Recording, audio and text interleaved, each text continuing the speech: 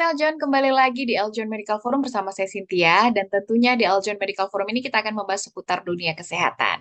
Hari ini kita akan bahas kaitannya dengan hidung ya, yaitu gangguan penciuman. Nah, seperti apa saja gangguan penciuman ini, penyebabnya dan gejalanya akan kita bahas bersama dengan narasumber. Kita sudah hadir bersama saya di sini, Dr. Iman Pradana, dokter spesialis telinga, hidung, tenggorokan atau THT. Halo Dokter Iman, Halo Mbak Cynthia, apa kabar dokter?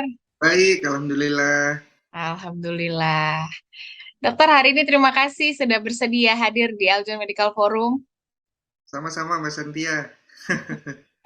Kita akan bahas soal gangguan penciuman ya, dokter? Oke, baik. Siap. Nah, dokter Iman, apa sih dokter yang disebut gangguan penciuman itu, dokter? Apakah memang mungkin tidak bisa mencium sama sekali gitu ya, dokter ya? Atau seperti apa yang dikatakan sudah terganggu, dok? Oke, baik. Jadi kalau kita berbicara tentang gangguan penciuman, tentunya kita perlu mengetahui bagaimana sih normalnya kita mencium bau. Ya. Jadi indera penciuman atau penghidu secara anatomi berada di atap hidung kita. Jadi molekul aroma atau odoran yang tersebar akan masuk melalui rongga hidung melalui dua jalur. Jadi ada jalur rongga depan hidung dan belakang hidung yang umumnya terjadi saat proses menelan.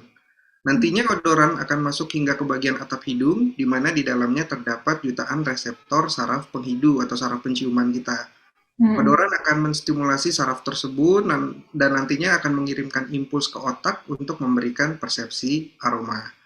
Jadi setiap gangguan yang terjadi terhadap jalur penciuman tersebut dapat menimbulkan gangguan penghidu yang dapat bersifat berkurangnya sebagian penciuman yang mungkin diketahui dengan nama hiposmia atau mungkin hilangnya kemampuan penghidu total yang kita kenal dengan anosmia.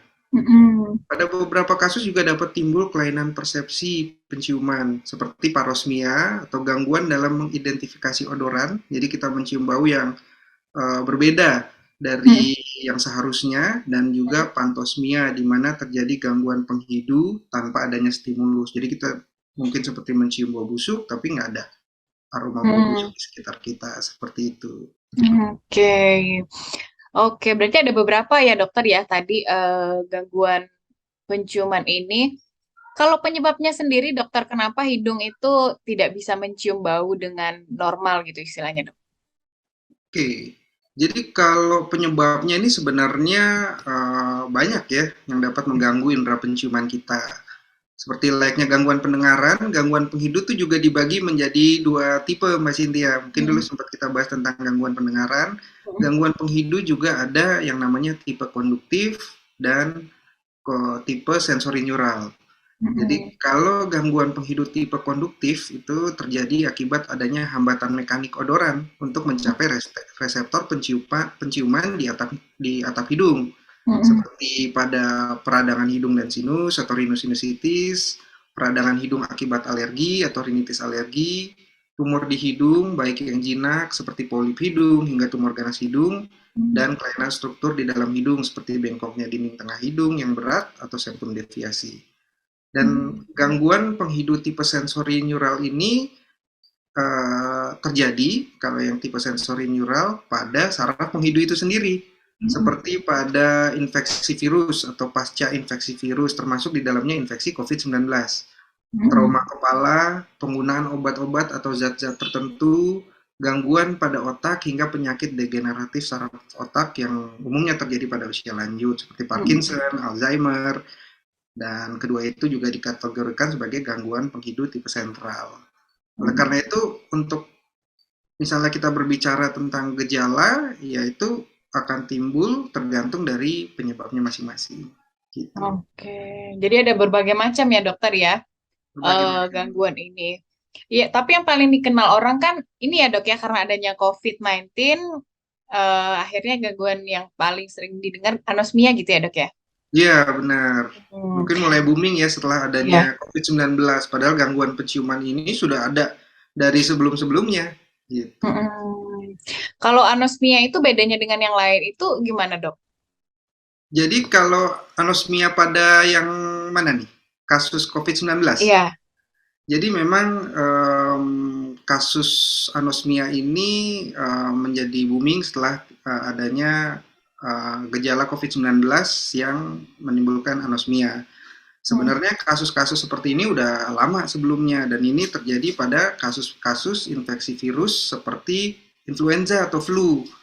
Jadi umumnya sebelum nih ya, sebelum dari adanya COVID, infeksi flu itu juga akan menimbulkan gangguan penciuman yang bisa terjadi saat terjadinya peradangan di hidung atau yang nanti akan jadi tipe konduktif atau dia juga bisa bersifat merusak saraf-saraf dari penghidungnya yang nantinya akan menjadi gangguan tipe sensori neural. Dan Hmm. berbeda dengan COVID-19 ya, COVID-19 dengan kasus infeksi virus yang lainnya ini memang sama-sama merupakan tipe sensori neural. Namun bila dibandingkan dengan gangguan penciuman pada COVID-19, gangguan penciuman COVID-19 ini terjadi umumnya lebih cepat, Hmm. sudden dia dalam sudden onset dan 80% kasus dapat membaik dalam 10 hingga 14 hari dan bisa disertai tanpa gejala sumbatan di hidung. Hmm. Sedangkan pada kasus yang non COVID-19, gangguan penghidu yang terjadi bisa berlangsung bulanan bahkan tahunan. Seperti Oke. itu. Oke, jadi flu itu juga, tadi ya dokter sudah singgung, flu juga bisa menyebabkan gangguan penciuman ya dok?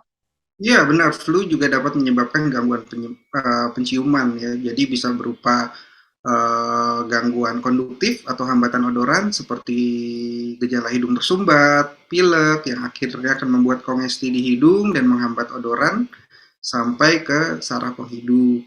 Tapi umumnya pada flu ini bersifat sementara dan akan Hmm. membaik bila gejala di hidung juga membaik, kecuali memang terjadi kerusakan pada saraf-saraf penghidu atau sering dikenal dengan post-viral olfactory dysfunction atau gangguan penghidu pasca virus. Yang ini sudah Oke. dikenal sebelum adanya anosmia pada COVID-19 gitu.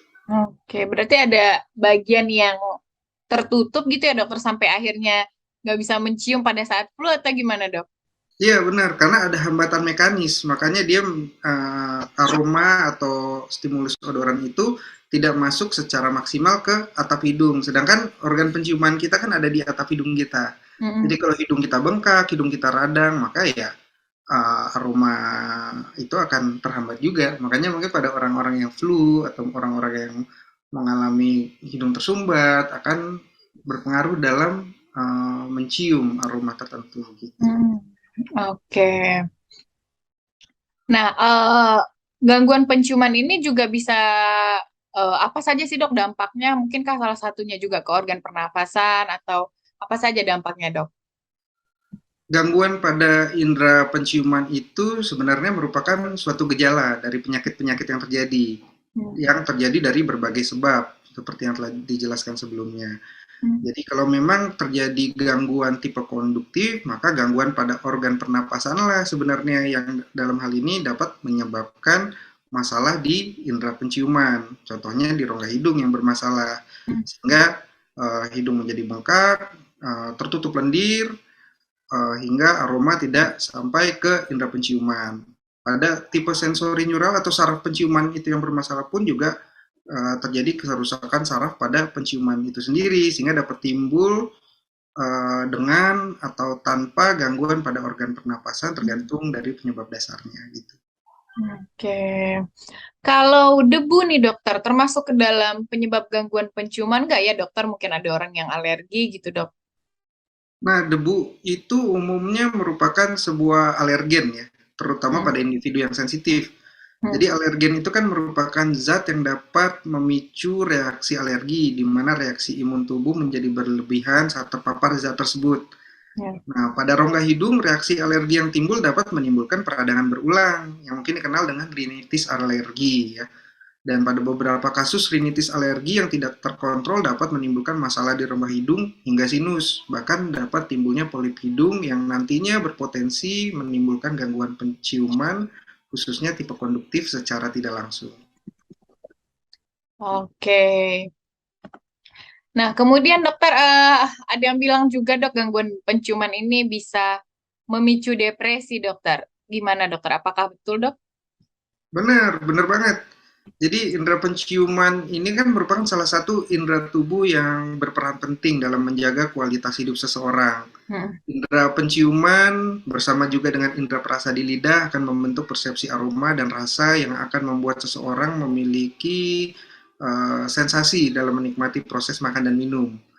Dengan adanya indera penciuman, seseorang juga dapat mengidentifikasi aroma yang memberikan sensasi enak dan menenangkan, karena jalur saraf penciuman juga mempengaruhi emosi dan memori seseorang.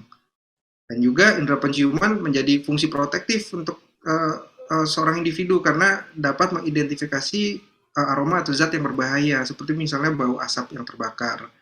Jadi kalau misalnya terjadi gangguan penciuman, tentunya akan dapat mengganggu proses makan dan minum kita, dan nantinya akan memicu hilangnya nafsu makan. Bahkan dapat timbul gangguan nutrisi, penurunan berat badan, interaksi sosial juga akan menurun, dan nantinya akan timbul kecemasan yang kalau terus-menerus terjadi akhirnya berujung depresi. Gitu. Oke, Jadi jadi penting bisa banget. menyebabkan ya, dok ya?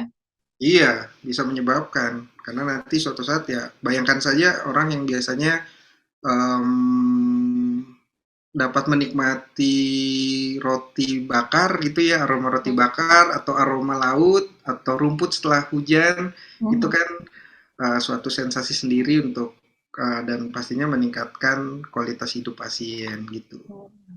Hmm. Oke, sahabat Eljon, kita sudah mendengar tadi ya gangguan penciuman, kemudian juga penyebabnya seperti apa. Nah, tapi jangan kemana-mana, nanti akan kita bahas selanjutnya juga cara mengatasi dan juga cara mencegah gangguan penciuman ini tetap di Eljon Medical Forum.